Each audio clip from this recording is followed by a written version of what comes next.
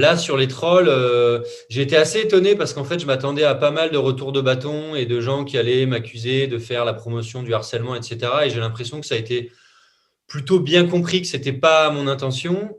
Après, il y a beaucoup de gens qui trouvent que les personnages sont agaçants, énervants, dégoûtants. Ce que je peux tout à fait comprendre. Moi, j'ai fait un montage qui volontairement montre des mauvais aspects, des bons aspects, et j'essaye au maximum d'amener à dire ce que j'en pense, qui sont un mélange un peu de tout. Après, j'ai été content, par exemple, de voir que une personne comme Stéphanie Devancé, qui a écrit un livre contre le cyberharcèlement, l'avait tweeté en le conseillant à ses 15 000 followers, parce qu'elle trouvait que ça permettait de mieux faire la différence entre cyberharcèlement et troll.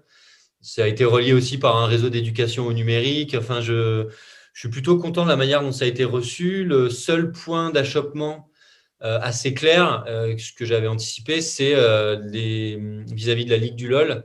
Donc des personnes qui étaient beaucoup montées au créneau à l'époque de la Ligue du LoL, voire qui avaient été dans les victimes, bah forcément ont détesté parce qu'ils considèrent que donner la parole à un membre de ce réseau, c'est déjà quelque chose de pas acceptable.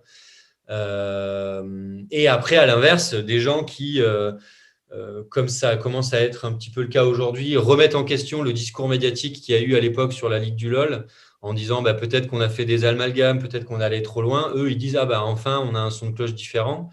Moi, tout ce que je peux dire sur cette affaire, c'est que j'ai pas voulu en parler beaucoup, puisque c'est 5 minutes sur 1h40, quoi, même plus. Donc, c'est pas très important.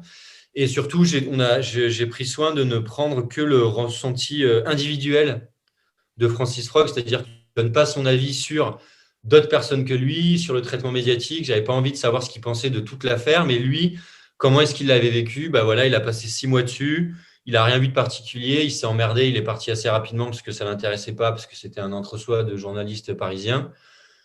Et 10 ans après, il a reçu des menaces physiques parce il avait appartenu 6 mois à ce groupe Facebook. Donc, ça me semblait intéressant de montrer aussi que quand on troll et qu'on sort sur les limites, eh ben, à des moments, on peut déclencher des réactions qu'on ne contrôle pas et donc se retrouver victime, paradoxalement, de cyberharcèlement parce qu'on a trollé à un moment, quoi.